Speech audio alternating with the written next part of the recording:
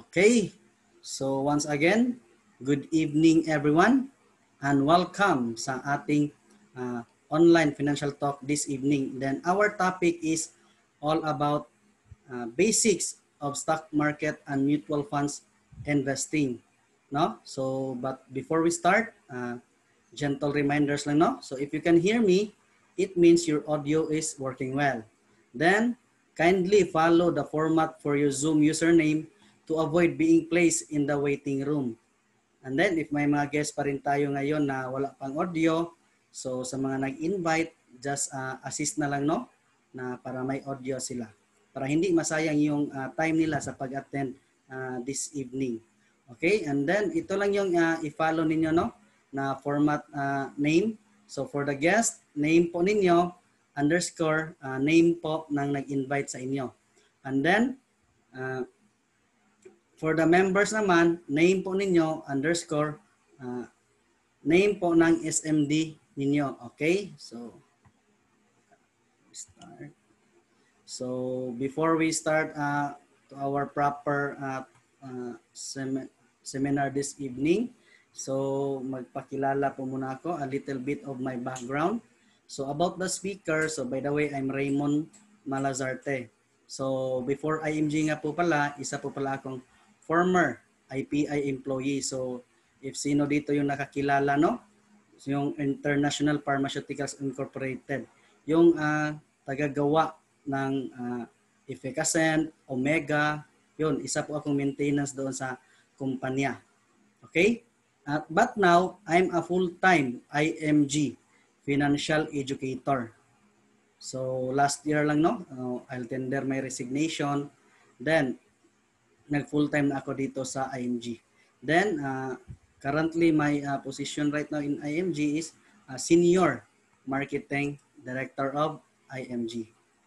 Then, ipakilala ko po muna yung company namin, no? Si IMG. IMG is International Marketing Group, which is 22 years na po siya dito sa Philippines. And then, we have a global campaign for financial education, no?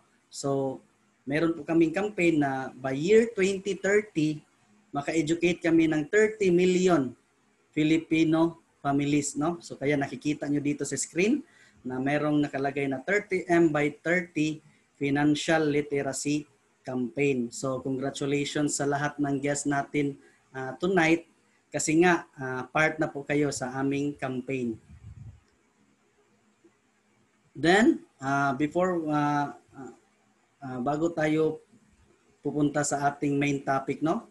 So, meron lang akong i-discuss sa inyo na why we teach financial literacy. Because number one is the rule of money is changing, no? So, ayun nga, nakikita nyo dito, no? Yung deposit interest rate. So, from year 1976 up to 2010.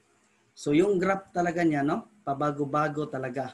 So, kaya nga, that's why, no, na if narinig nyo yung balita or nakita nyo sa TV, na yung deposit interest rate na ngayon is like nasa 0.125% na lang.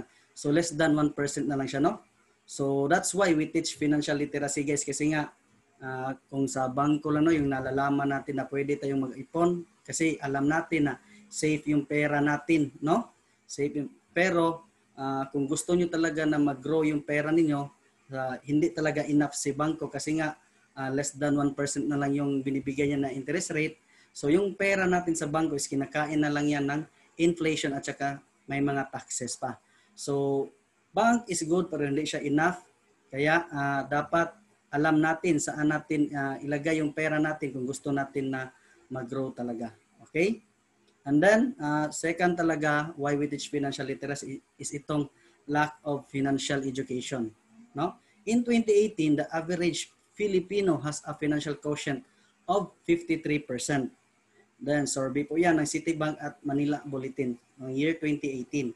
So, kung i-compare mo ito sa pag-aaral natin, di ba yung passing grade is 75.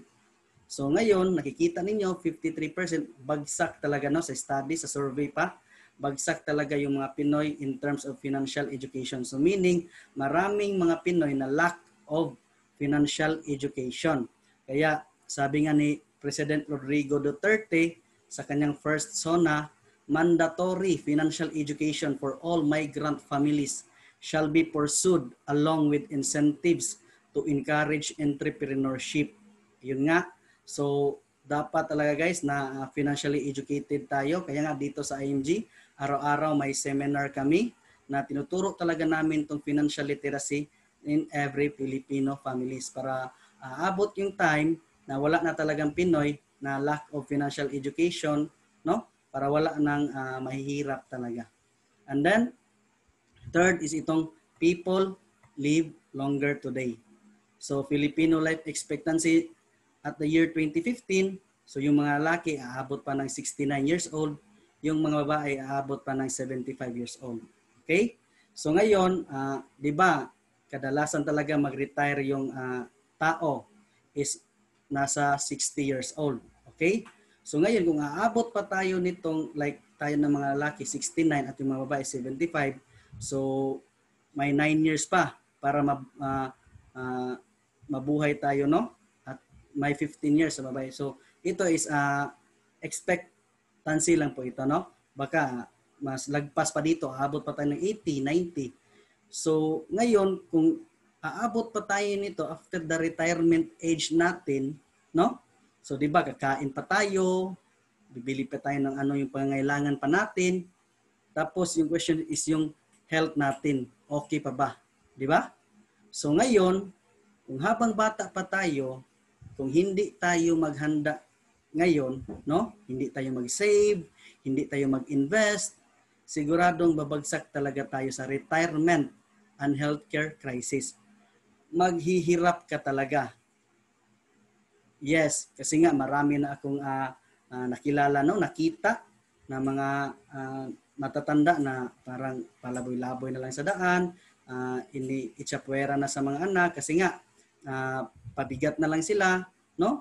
So, hindi naman natin sila masisisi, no? Yung parents natin, yung grandparents natin. Kasi nga, nung unang panahon, yung mga financially educated lang talaga, is yung mga tao na mayayaman na. Pero tayo na mga average people, hindi talaga natin alam to. Pero ngayon, because of IMG, nalaman na natin, no? So, wala na talagang excuse na hindi tayo makapag-prepare for our future retirement. Di ba? So kung hindi talaga tayo mag-take action, mag-save today, mag-start, mag-save and invest, siguradong kawawa talaga yung retirement natin.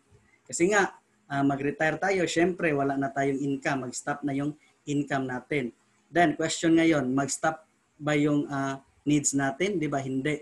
Yung pagkain, may maintenance pa kasi nga matanda na, siguradong may sakit na yan. Di ba? So kung mag-rely lang tayo nitong PhilHealth, SSS, GSIS, Pag-ibig, hindi talaga siya enough no, na makasupport, no, na habang buhay pa tayo. So ngayon, dapat talaga habang fit to work pa tayo, bata pa tayo, kaya pa natin maghanap ng pera, save and invest talaga for your future. Okay? And then, last is itong high cost of living. Many people have difficulty in saving money for their future needs. Marami talaga, no? So, nag-rely lang ng one source of income. Tapos, na-realize nila na palagi na lang tayong nagtatrabaho, pero parang kulang talaga yung income. Bakit? Anong dahilan? Kasi nga, because of inflation. Itong inflation is ito yung pagtaas ng mga bilihin, yung presyo niya kada taon. Okay? So yung inflation, hindi mo yan makontrol, guys. Okay? So question ngayon, if nagtatrabaho ka ngayon, if empleyado ka, yung sahod mo, taon-taon ba tumataas? Siguro, hindi. Kagaya sa akin, no? Nag-resign na lang ako sa company. Almost mga 3 years ako doon at ibang company pa, mga 8 years ako naging empleyado, no? So, hindi talaga ako nakaranas na mag-increase yung sahod ko. Kaya nga, nung empleyado pa ako, napunta talaga ako no, na nabaon ako sa utang. No? So yung sahod na lang ba parang sakto lang talaga na pamasahe para papunta sa work mo, tapos makakain ka. So pang survival lang, di ba? Pero may mga dreams tayo, guys. May mga goals tayo na gusto nating kukunin, di ba? So ngayon, kung mag-rely lang tayo ng one source of income, siguradong ito talaga ang mangyayari sa atin. Okay? So ngayon, para maiwasan natin to, so dapat talaga diskarte, no? Dagdag ka income, no? Extra income, so hindi lang one source of income, hindi marami talaga na pagkukunan mo sa iyong income. Okay? Then, sabi nga ni Robert Kiyosaki, money without financial intelligence is money soon gone. Totoo talaga ito. Kasi nga, hindi lang tayo, no, puro na lang work hard na makakita ng pera. Dapat meron din tayong financial intelligence para hindi naman masayang yung kinikita natin.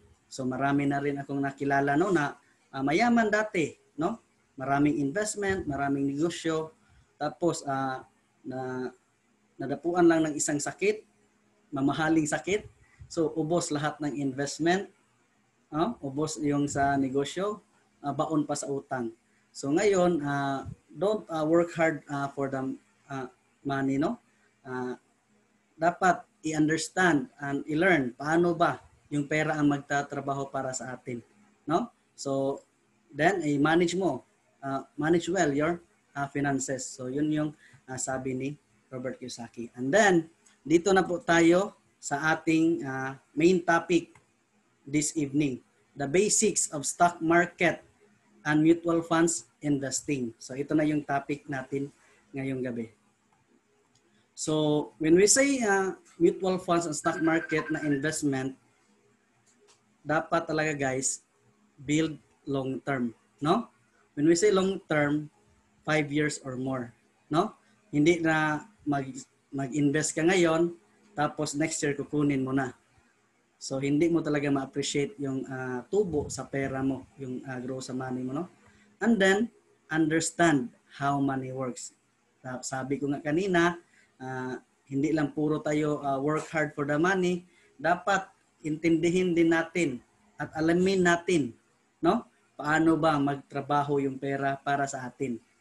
Kasi nga ang sarap talaga guys sa feeling, no, kung yung pera na at the future yung magtatrabaho para sa atin. Kasi advantage ng pera, kung siya na yung magtatrabaho para sa iyo, yung pera is hindi magkasakit. Tapos kung may holiday, hindi yan mag-holiday yung pera. Tapos yung pera is 24/7 yan nagtatrabaho para sa iyo. So that's why importante talaga na alamin natin paano ba magtrabaho yung pera. So ito na yung topic natin this evening. So there are two types of income. First is itong active income. So active income is income from your direct labor. So ano bang mga example, no? Nakikita niyo yung picture na magtatrabaho ka talaga para maka-income ka. So yan po yung mga active income. So example, may trabaho ka, di ba? So may sahod ka. Then ito ding doctor. So active income pa rin yung mga doctor, no? Kasi nga nag-rely lang sila sa pasyente. Kung may pasyente, may income. Kung wala naman pasyente, wala ring income. Okay? And then lawyer, no? Nag-rely lang sila sa mga kliyente. Kung may client, may income. Kung wala namang client is wala ring income. Then mga OFW or seafarer, no? Active income pa rin sila kasi nga kung may kontrata, may income sila. Kung walang kontrata, wala namang income. Uwi sa Pilipinas, walang income. Then mga ahente, no? Yung commission basis, yung may sale lang sila, maka-sale, yun lang maka-income sila. So yan yung mga example sa active income, pero marami pa, no? So ito lang yung mga top na example ko sa active income. Okay? Then ito naman yung next na type of income, yung passive income. So when we say passive income, meaning nito is income keeps coming even if you're not working. You stop working, your income continues. Di ba? Nakikita niyo tong picture.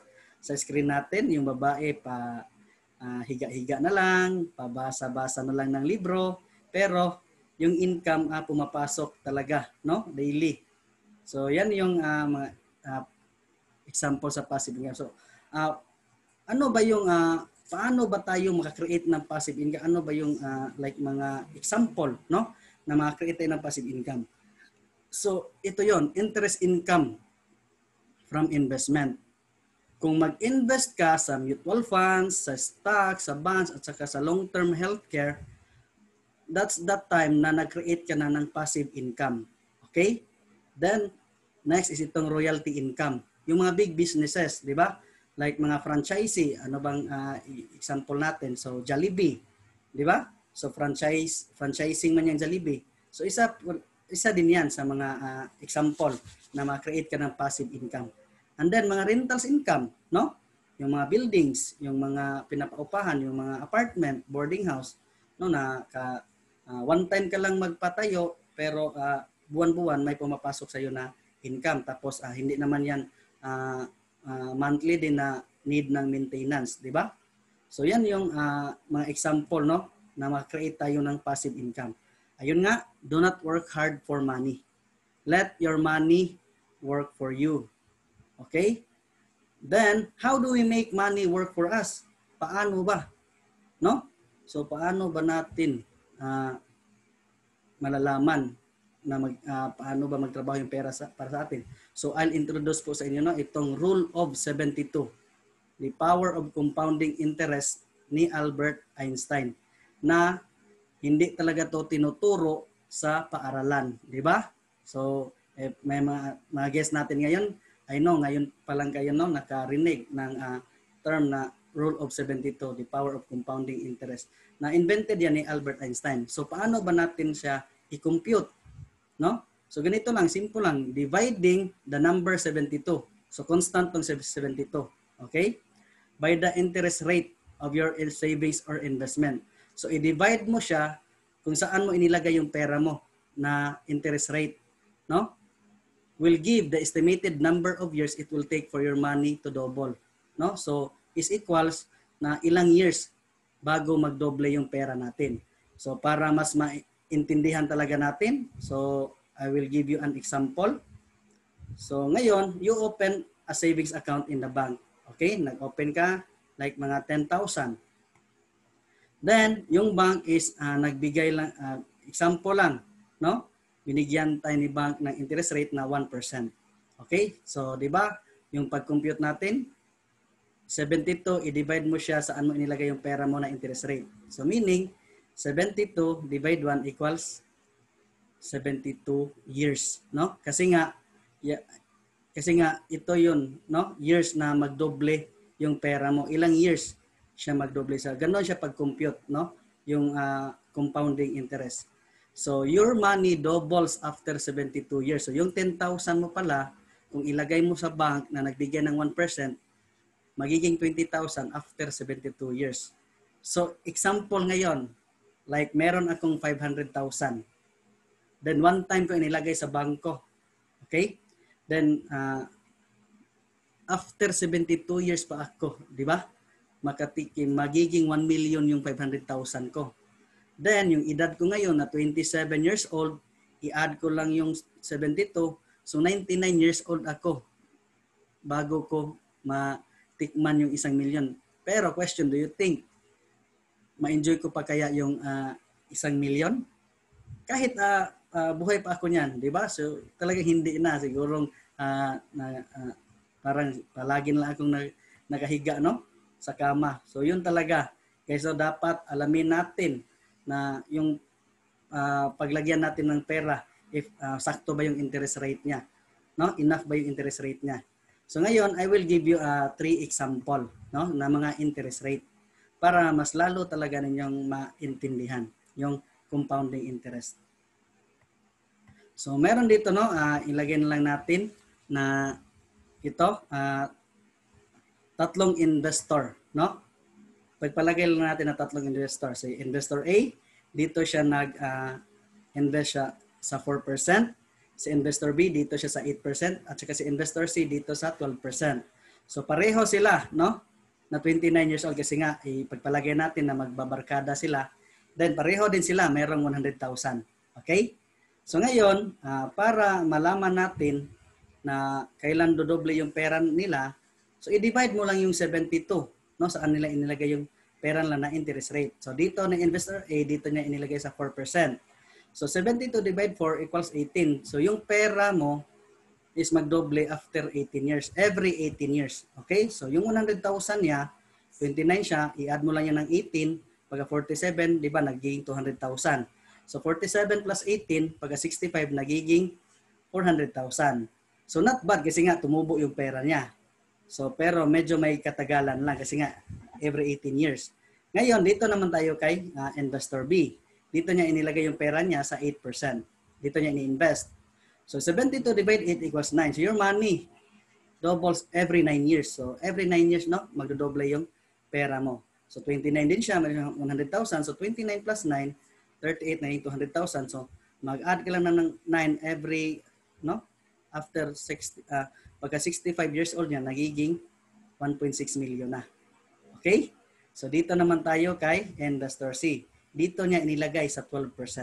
Okay? Kasi nga, baka naka-attend to siya ng mga financial seminar, nalaman niya, no, na meron palang financial institution na magbigay ng 12%. So 72 divide 12 equals 6. So your money doubles every 6 years pala. So madali lang. So yung 100,000 mo, 29 siya, pagka 35 yan, nagiging 200,000. Then so on and so forth, pagka 65 yan, nagiging 6.4 million. Diba? Tingnan nyo yung diferensya, guys. Diba? Kung itong 4%, itong 4, i-times mo lang ng 2, diba? 8% siya. Pero magkano yung diferensya nila? Kung i-apply natin yung compounding interest, diba? Times 4. Kasi nga, 400,000, i-times mo yan ng 4, magiging 1.6 million yan. Pero dito, times 2 lang yung differential nila. Pero dito, sa compounding interest, times 4. So dito naman sa 12%, di ba? If yung 4, para magiging 12 siya, i-times mo siya ng 3 para magiging 12.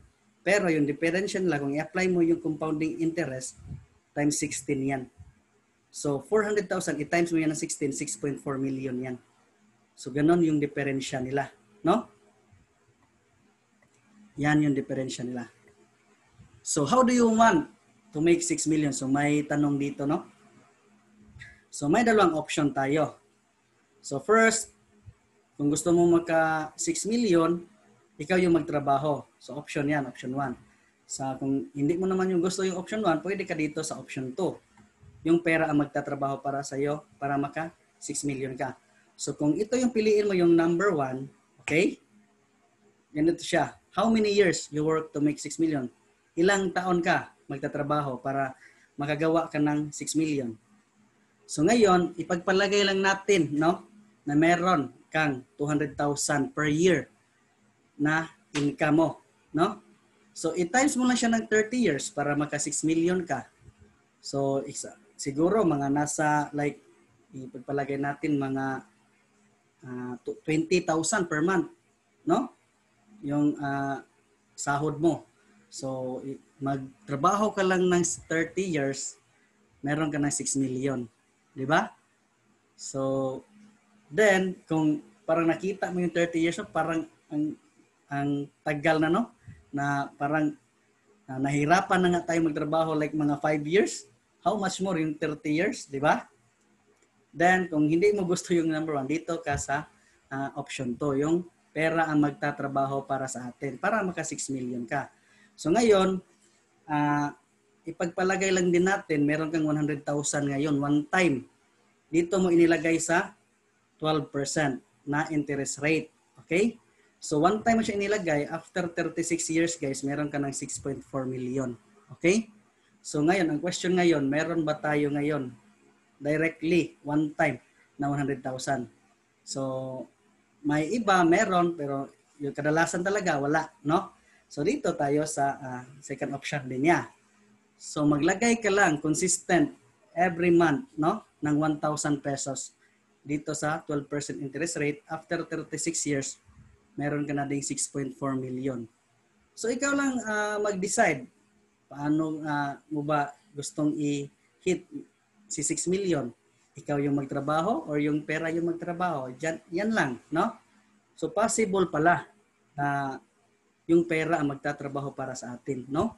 So syempre kung ako yung tatanungin, dito talaga ako sa option 2 kasi nga work smart ka na dito, hindi ka na mahihirapan magtrabaho. Kasi nga yung pera na ang nagtatrabaho para sa iyo, no? So then build long term talaga if we say na mag-invest ka, no? So ngayon may example din dito, no? May isang individual na wala pa siyang alam talaga, no? Nag-research pa siya, naghanap pa siya ng mga information. So kadalasan talaga sa atin kung hindi pa natin alam yung mutual funds at stock market, diretso talaga tayo dito sa bangko. Open tayo ng savings account, tinatawag tayo dyan depositor. Pero alam ba natin, no, na yung bangko, yung pera natin is ini-reinvest nila yan, no? Sa mga government securities, commercial papers, stocks and equities, pinapalow nila at saka sa real estate. Okay? So ngayon, yung profit nila dyan is nag-profit sila ng 12%. So ikaw na depositor, binigyan ka lang ni bangko magkano? 0.25%. Pero ngayon, magkano na lang? 0.125%. Mas lumiliit pa. No? So sino yung naka-profit? Di ba si bangko? That's why bank is a good business. Guys, no? So that's why every corner dito sa atin maraming bangko, di ba? Pero yung nakapunta kami sa Malaysia, Singapore, sa Macau, hindi ka talagang makakita doon guys ng maraming bangko. Bakit? Kasi nga yung mga tao financially educated, alam nila saan nila ilagay yung pera nila. Alam nila ano yung purpose ni bangko sa kanila. So sa Malaysia, like meron lang 3 banks. Ganun doon. So ikaw, na depositor lang, binigyan ng 0.25%. Di ba? So kaya, I'm not against the bank.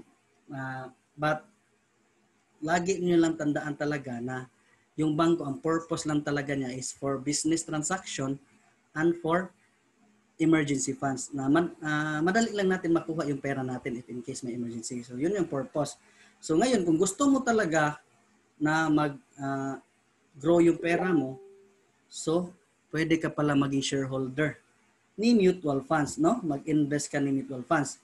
Yung pera natin in-invest dyan sa government securities, commercial papers, and stocks and equities. So, binigyan siya ng 12%, si mutual fund companies, ikaw din na shareholder, 12% din yung binigay sa iyo. Di ba? So, kasi nga directly ka nag-invest dito, no? Sa mutual fund companies. Okay? Hindi ka na dumaan ng bank agent or broker. Then ngayon, how much can you save to achieve your goals? Di ba? So kung gusto pala natin guys na mag-invest, no? Mag-invest tayo, dapat meron tayong tinatawag na mga goals, no? Ano ba yung goal natin? Ano ba yung bakit gusto natin na bakit kung mag-invest tayo dapat may goal para hindi ka mawala sa direction mo. So yung goal mo yan yung example na like direction mo yan, no? Diyan ka tutungo. Yun yung i-hit mo. Example ngayon, no? Meron kang 1,000 pesos. So kung gusto mo na after 35 years, no? After 35 years, kung gusto mo na meron kang 5.8 million, so dito ka mag-invest sa 12%. Consistent ka ng 35 years na mag-invest ng 1,000 pesos monthly, meron ka ng 5.8 million. So goal mo dito na like pang retirement mo. So like sa akin, no? 27 years old. So plus 35 years, 62 years old. So pang retirement ko na to, di ba? Maghulog lang ako dito sa mutual fund ng 1,000 per month dito sa 12% interest rate, no? So gusto mo na like meron kang 1 million, no? 1 million plus in 10 years. So pwede ka mag 5,000 per month ka sa 12%, no? Ma-compute talaga natin yan guys, no? Makikita talaga natin yan, no? So dito pinapakita talaga dito na 5 years pataas, no? Yung nakalagay dito kasi nga kung mag-invest talaga tayo dapat long term, meaning 5 years or more. Okay? So how much more guys na mas malaki yung invest mo? So mas liliit yung years kung gusto mo maka goal na maka-million ka, no? So, yan talaga, no? Dapat may goal tayo kung mag-invest man tayo sa pera natin. Then, remember, the higher the yield, the higher the risk. So, know your risk tolerance. Okay? Then, the best way to reduce risk if you want to invest in stock market is to invest in mutual funds. Kasi nga, gusto talaga natin na mag-invest tayo sa stock market kasi malaki yung interest rate ng stock market. Pero, alam nyo ba guys na yung stock market, kung mag-direct invest kayo doon, is high risk talaga siya, no? So, the best way talaga para ma-low lang yung risk, no? Ma-reduce yung risk is to invest in mutual funds. Okay? So, mutual funds is a indirect way of investing in stock market siya. So, ito yung mga types of mutual funds, guys, no? So, first is ito si bond funds. So, kung dito ka mag-invest ni bond funds is tinatawag ka dito na conservative ka na investor. Hindi mo hayaan na matakot ka ba? Matakot ka na malugi, no? Kasi nga kung dito ka mag-invest sa bond funds, hindi ka talaga malulugi dito. Pero ayun nga, yung capital preservation lang niya, no? Yung interest rate niya is 4 to 6%. Pero hindi ka talaga malugi dito, no? Then recommended ito kung gusto mo talaga, no, na short term lang. Gusto ko lang talaga na short term lang yung investment ko. So dito namin i-advise, no, na kung gusto mo na short term, dito ka mag-invest sa bond funds. Kasi nga kahit short term hindi ka talaga matalo dito, no? Hindi ka malugi dito. So low risk siya na type of mutual fund si bond fund. Okay? Wait. Ito. Next na type is itong balance fund. So when we say balance fund, no, kung dito tayo mag-invest, tinatawag ka dito na moderate investor. So meaning balance ka lang na investor. Parang gusto mo lang ba maka-profit, then meron ding times na malugi kasi nga nag-down yung market. So yan yung balance funds. Then bigay niya na interest rate is 12 to 15%, no? So itong balance fund is combination to siya na nag-invest kayo sa blue chips companies and sa government securities. Kasi nga yung bond funds is dito nyo lang i-invest yung pera nyo sa government securities. Pero itong balance fund is combination siya sa blue chips companies and government securities. Then recommended niya na mag-invest ka is 3 to 5 years, so medium term. Kung gusto mo lang ng medium term like 3 to 5 years, no? Hindi mo palagpasin sa 5 years, so pwede ka dito mag-invest sa balance funds. Then, last na type is itong stock funds. Kung ikaw ay gusto mong mag-invest sa stock funds, tinatawag ka talaga ditong aggressive na investor. Bakit? Kasi nga, hindi ka matakot, no, na malugi yung pera mo. Kasi gusto mo talaga na malaki yung kitaan, no?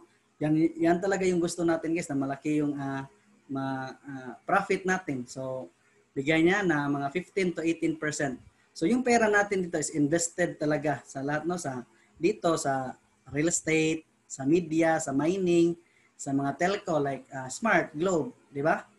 Then sa mga IT na mga businesses, then sa mga holdings, sa mga bank, Metrobank, BDO, so bili ng shares, ganun siya.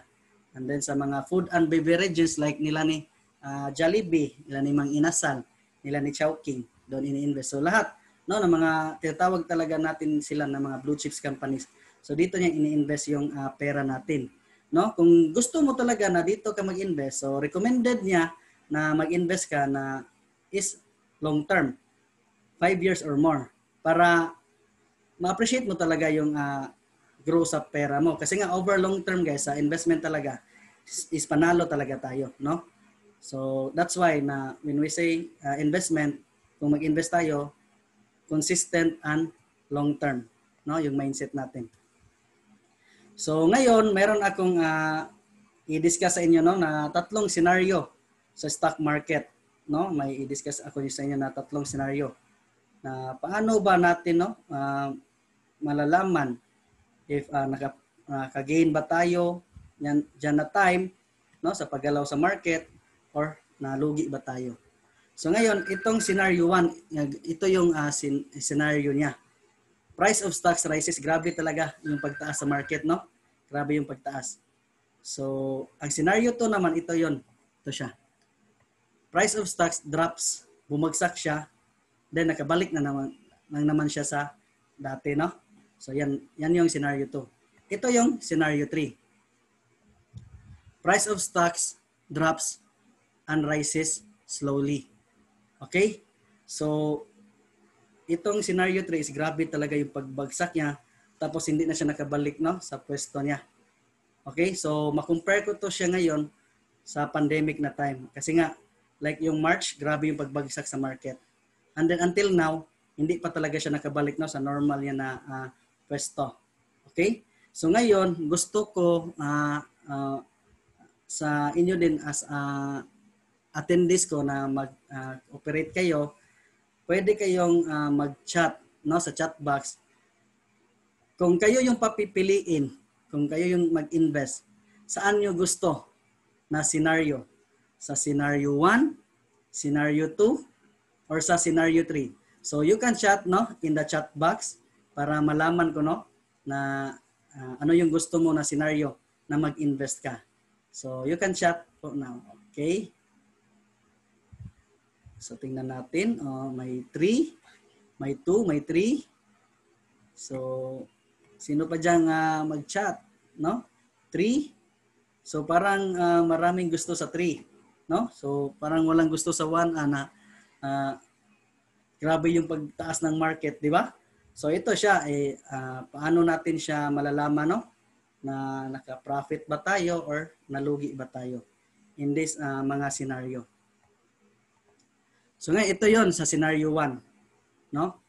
Example, meron kang 1,000 pesos per month na i-invest sa loob ng 6 na buwan.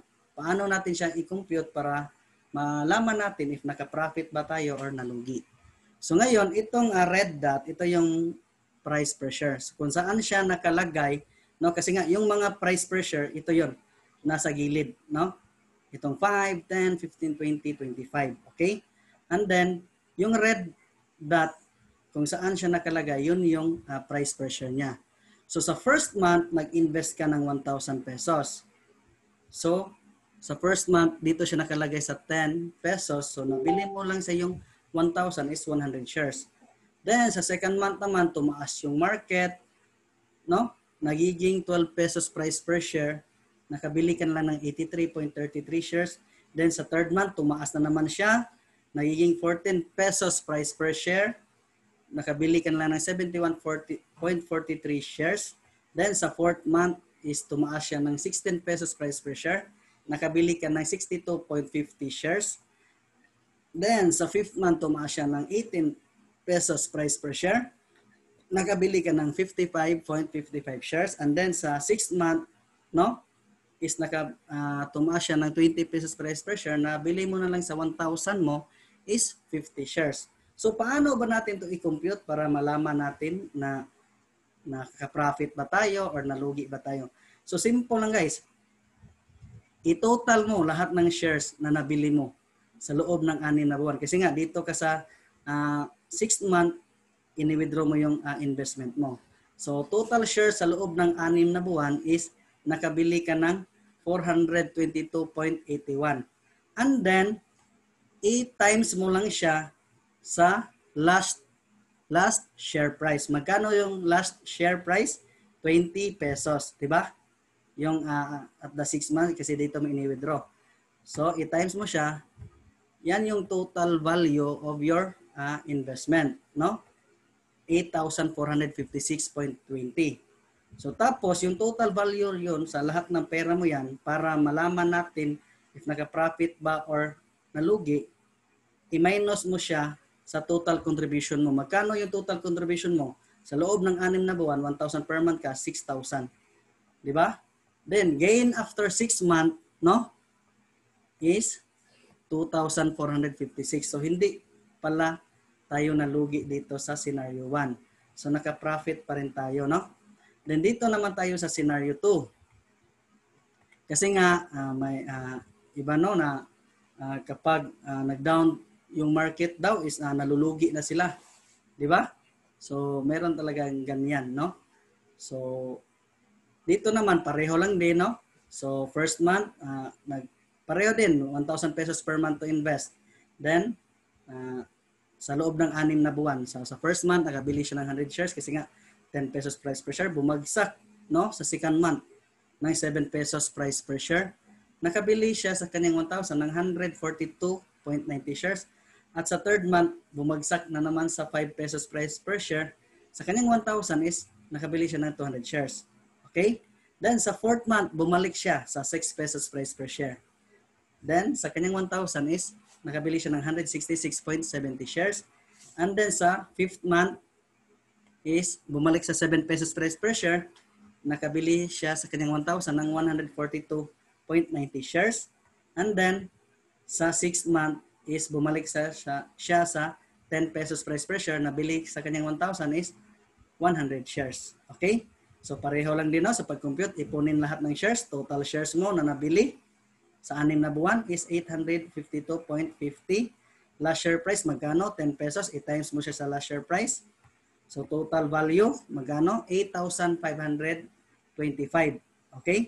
So total contribution mo, magkano? Sa loob ng 6 na buwan? 6,000 pesos kasi nga every month ka 1,000. So gain after 6 months is 2,525. So hindi pala totoo guys na kung mag-down yung market, malugi na tayo. Di ba? So dito naman tayo kay scenario 3 kasi nga hindi talaga, grabe talaga yung pagbagsak niya tapos hindi siya nakabalik, no, sa dating pwesto niya. So, ganun din, meron din siyang 1,000 pesos per month na ini-invest sa loob ng 6 na buwan. So, sa first month, 10 pesos price per share, nakabili ng 100 shares. Sa second month, bumagsak kaagad, no? Grabe yung pagbagsak ng market, naging 4 pesos na lang yung price per share. Nakabili siya sa kanyang 1,000 pesos is 250 shares. Sa third month is bumagsak na naman sa 2 pesos price per share, guys. At nabili mo sa yung 1,000 is 500 shares. At sa fourth month, bumagsak sa 1 peso price per share. So sa 1,000 mo, nabili mo na shares is 1,000 din. Kasi nga, 1 peso price per share. And then sa fifth month, bumalik siya sa 2 pesos, nakabili ka ng 500 shares.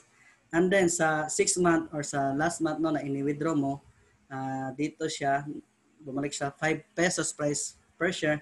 Nakabili ka na lang sa 1,000 ng 200 shares. So, ipunin mo lang yung lahat. Total shares na nabili mo sa 6 na buwan is 2,550 shares. So, last share price, magkano? 5 pesos. I-times mo siya. Total value is 12,750. Okay? Magkano lang yung contribution mo sa 6 na buwan? 1,000 pesos per month? 6,000. Magkano yung gain mo after 6 months? 6,750. Di ba? Sabi nila kung babagsak daw yung market, lugi na tayo. Bakit ang mas malaki pa yung na-profit natin, no? Sa scenario 3 unlike sa 1 and 2 na scenario. Kasi nga guys, totoo talaga lugi ka, no? Kung babagsak yung market. Pero lugi ka talaga kung i-withdraw mo in that time na bumagsak yung market, no? In the middle na bumagsak yung market, doon mo ini-withdraw yung pera mo. Syempre, lugi ka talaga kasi nga mura yung shares doon tapos ibenta mo siya. So, lugi ka talaga. So, kaya nga ikino-compare ko talaga tong scenario 3 no sa pandemic ngayon kasi nga grabe yung pagbagsak niya sa market tapos until now hindi pa siya nakabalik.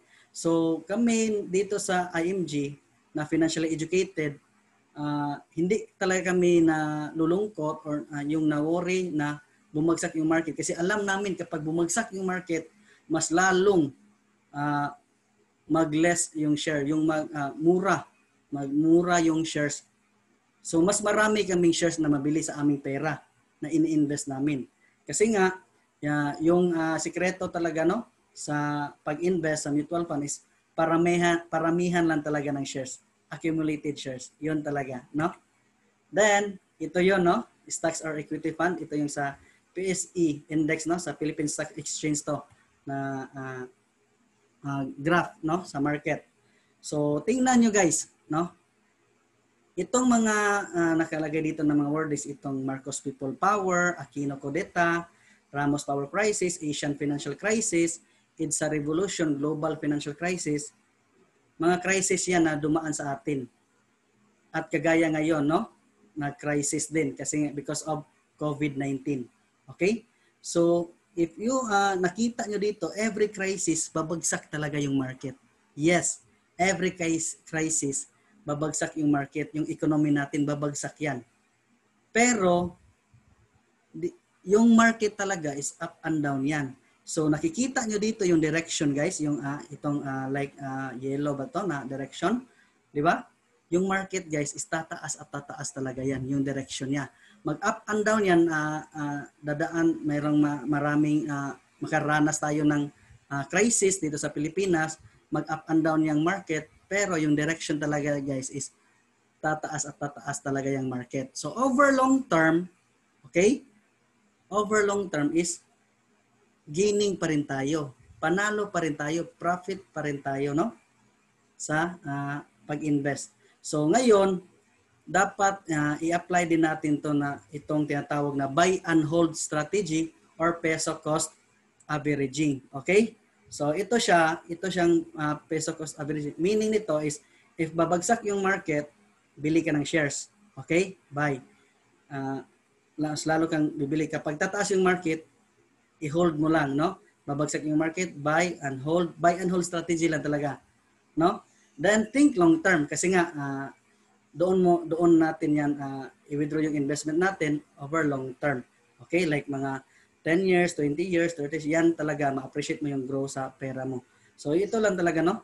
Then ito yung mutual funds, no? Pooled money from different investors, aggressive in capital growth money generally invested on blue chips companies listed on the Philippine Stock Exchange, no? So yung pera natin, when we say na Philippine Stock Exchange, dito yan i-invest, hindi talaga tayo matatakot, no? Kasi nga yung kumpanya na yan na listed sa Philippine Stock Exchange is grabe na talaga yan ka-strong.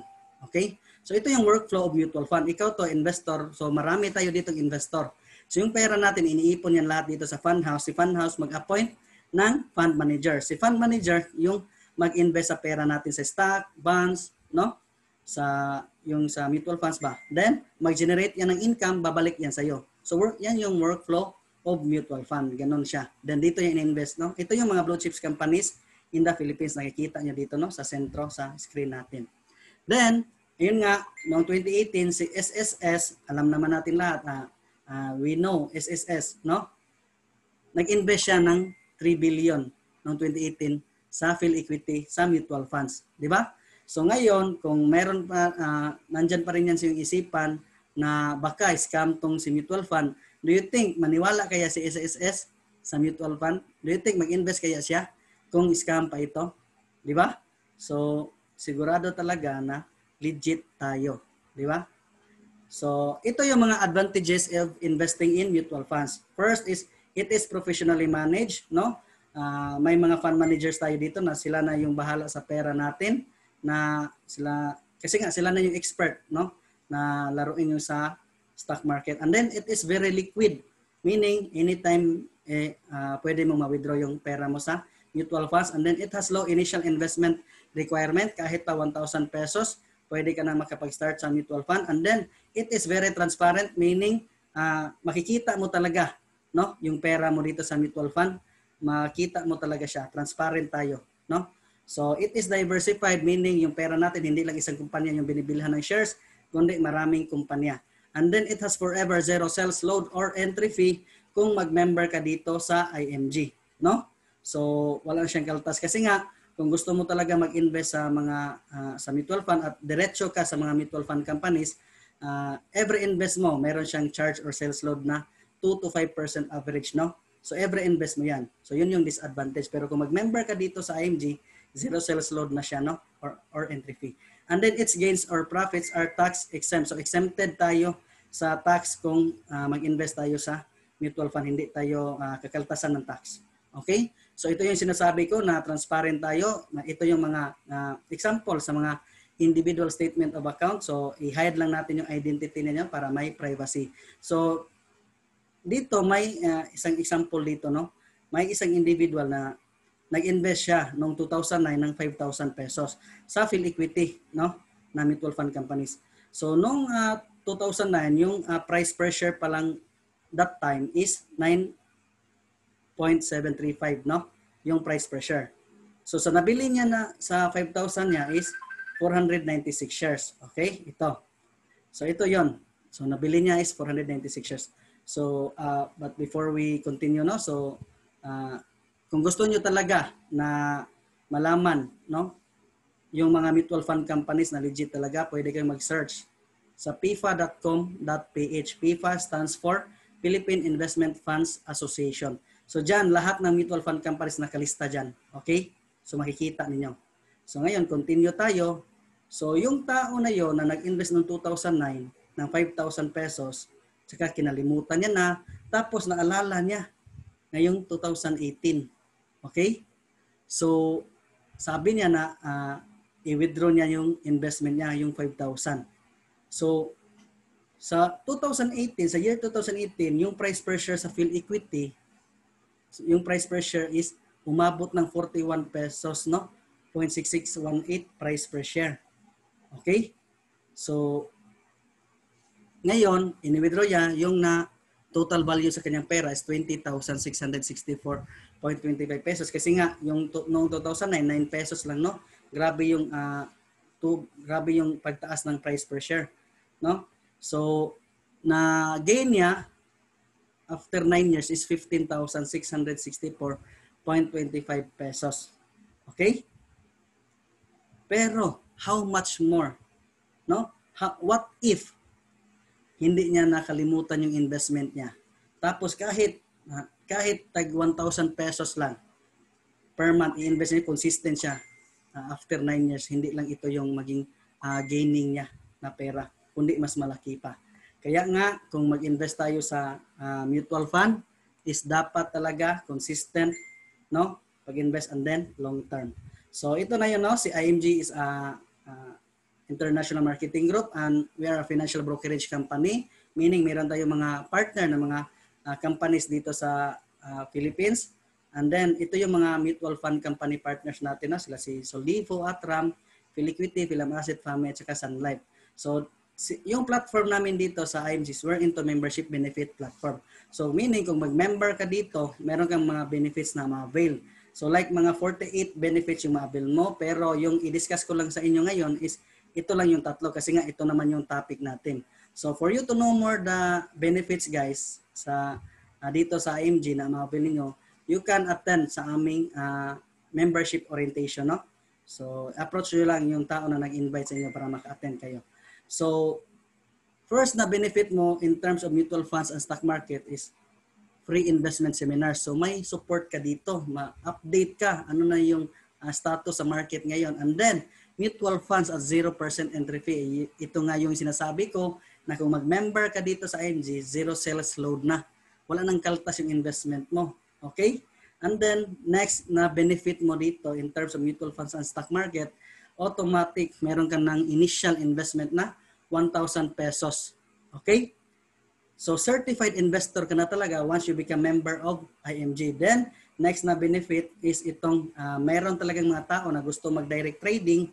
So benefit nila na maka-access to a stocks online trading platform with free investment guidance, analysis, and updates. Partner natin si MyTrade. Okay? So yan yung benefit. Then, ayun nga, initial investment like 1,000 pesos.